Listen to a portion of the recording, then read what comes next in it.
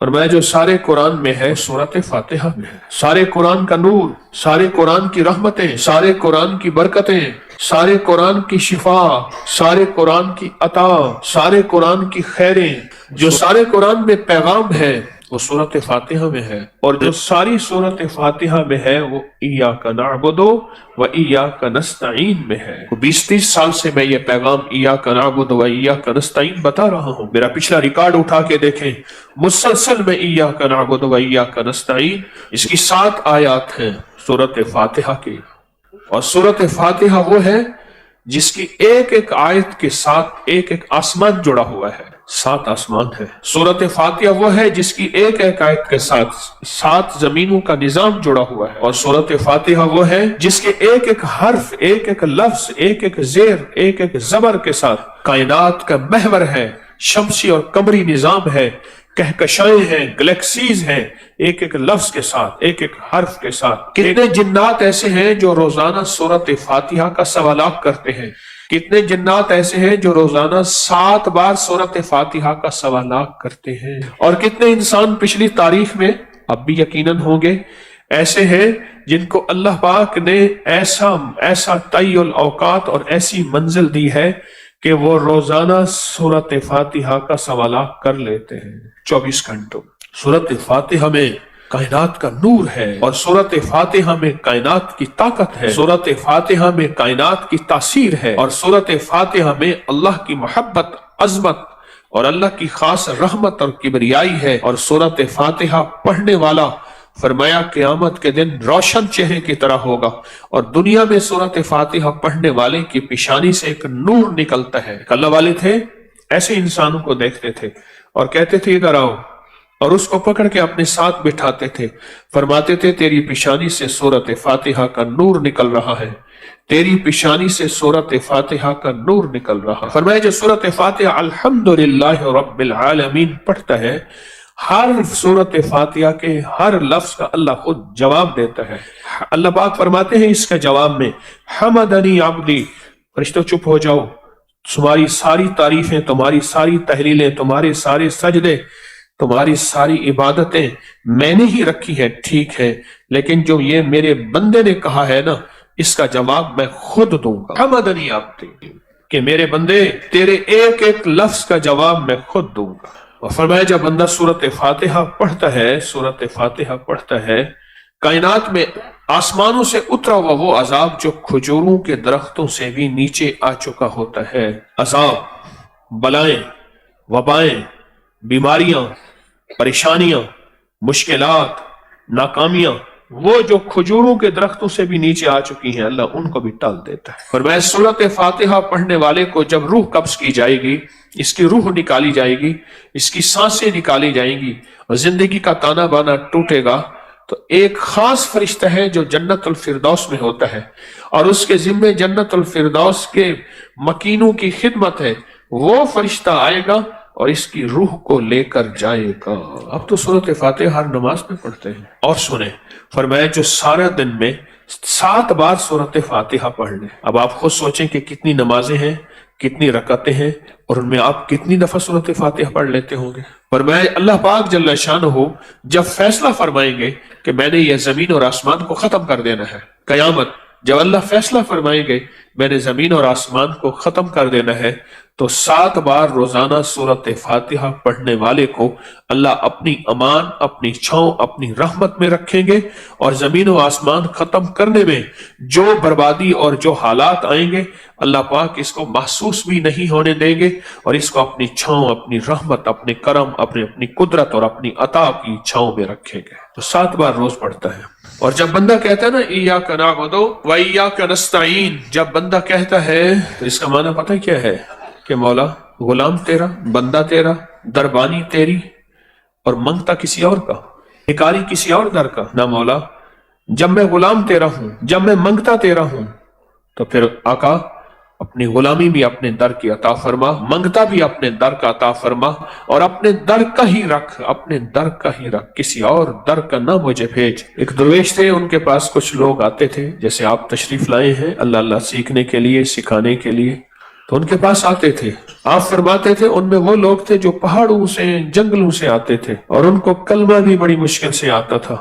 آپ فرماتے تھے کلمے کے بعد سب سے پہلے ان کو جو چیز یاد کراؤ وہ سورۃ فاتحہ یاد کراؤ. اور سورۃ فاتحہ یاد کرانے میں بہت زور دیتے تھے، بہت زور دیتے تھے. اس کی دلیل جو فرماتے تھے یہ فرماتے تھے اس کی دلیل کہ جو شخص سورۃ فاتحہ کو یاد کر لیتا ہے، اس کی زیر زبر ازبر کر لیتا ہے اور اس کو توجہ سے پڑھتا ہے دن میں 7 بار، تو فرمایا اللہ پاک جل شانہ کو حیا آتی ہے کہ جب عذاب اترے اور اس بندے پہ اترے، اللہ کہتا ہے میرے بندے میرے عذاب کو فرشتوں اس بندے سے ہٹا دو کیونکہ یہ سورۃ فاتحہ پڑھنے والا ہے. کسی نے پوچھا کہ سنا ہے کہ سورۃ فاتحہ میں شفا ہے، بیماریوں سے شفا ہے؟ کہا نہیں. ہر وہ درد، ہر وہ روگ، ہر وہ غم، ہر وہ پریشانی جس میں انسان تڑپ رہا ہو، وہ قرض ہے، وہ مرض ہے، وہ فرض ہے، وہ کسی سے عرض ہے، وہ ناکامی ہے، وہ مشکل ہے، وہ پریشانی ہے، وہ الجھنیں ہیں، وہ کوئی سختیاں ہیں، وہ تنگی ہیں، ہر وہ روگ جس میں بندہ تڑپ رہا ہو، ہر اس روگ سے سورۃ فاتحہ میں شفا ہے. زندگی کی مشکل ہے، کوئی پریشانی ہے.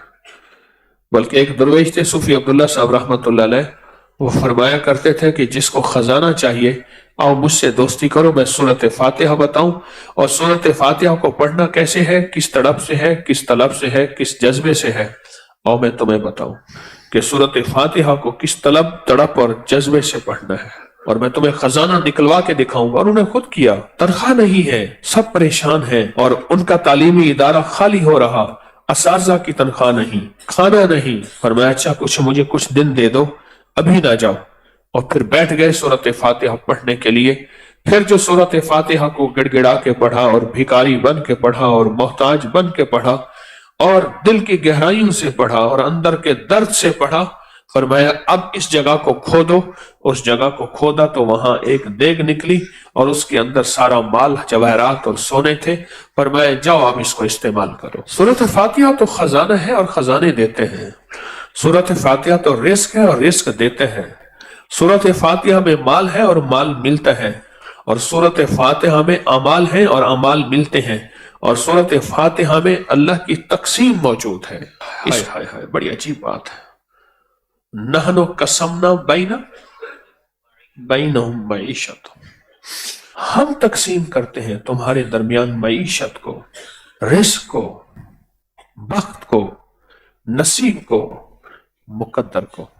بعض کو ہم نیچے رکھتے ہیں، بعض کو اوپر رکھتے ہیں، بعض کو چھوٹا بناتے ہیں، بعض کو بڑا بناتے ہیں، بعض کو رزق میں کمی ہوتی ہے، بعض کو زیادتی ہوتی ہے.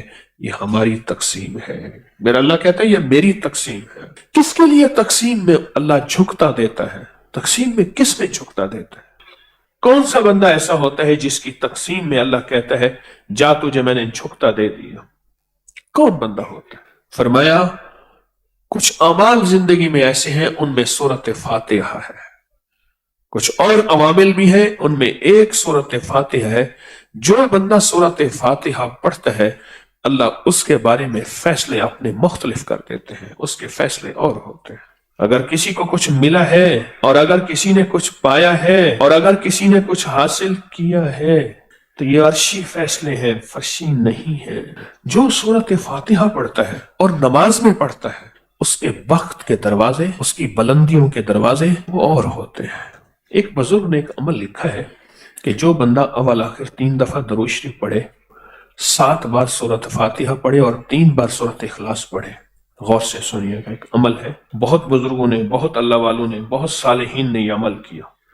اول آخر 3 دفعہ درود شریف، 7 بار سورۃ فاتحہ اور 3 بار سورۃ اخلاص کو لو اللہ، ہر دفعہ بسم اللہ ساتھ ہو، اور اس کا ثواب اصحاب کہف کو ہدیہ کرے. اصحاب کہف کو ہدیہ کرے. فرمایا کیوں؟ اصحاب کہف بھی ساتھ ہے. فرمایا پھر اللہ سے جو مانگ اللہ دے گا. کتنا طاقتور عمل اور مختصر عمل ہے. اول آخر 3 دفعہ درود شریف، 7 دفعہ سورۃ فاتحہ، 3 دفعہ سورۃ قل ہو اللہ، اور اس کو پڑھ کے اس کا ثواب اصحاب کہف کو ہدیہ کرے. اصحاب کہف جن کا قرآن میں تذکرہ ہے اور پوری سورۃ کہف کی. فرمایا اللہ پاک کے خزانوں سے جو مانگے ملتا ہے. میرا دل کہتا ہے ابھی بیٹھ کے کرنا لے. بیٹھ کے کر لے، کون سا وقت لگے گا؟ تو پھر پڑھے اول آخر 3 دفعہ درود شریف، سورت فاتحہ 7 بار بسم اللہ ہر دفعہ، سورت اخلاص 3 بار بسم اللہ ہر دفعہ۔ اللہ صلی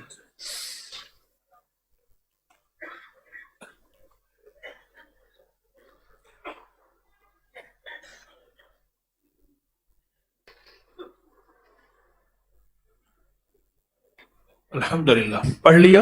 اور آج یہ عمل مل کے پڑھا ہے، آج یہ جو عمل مل کے پڑھا ہے نا، یہ ایسا عمل نہیں ہے ایک بندہ پڑھے تو قبول ہوتا ہے، یہ تو سینکڑوں بے شمار بندے بیٹھے ہیں، پھر یہاں اور پوری دنیا میں کتنے بے شمار لوگ بیٹھے ہیں، اور پوری دنیا میں کتنا نظام بیٹھا ہے جو ہمارے ساتھ تسبیح خانے کی محبتوں میں جڑا ہوا ہے۔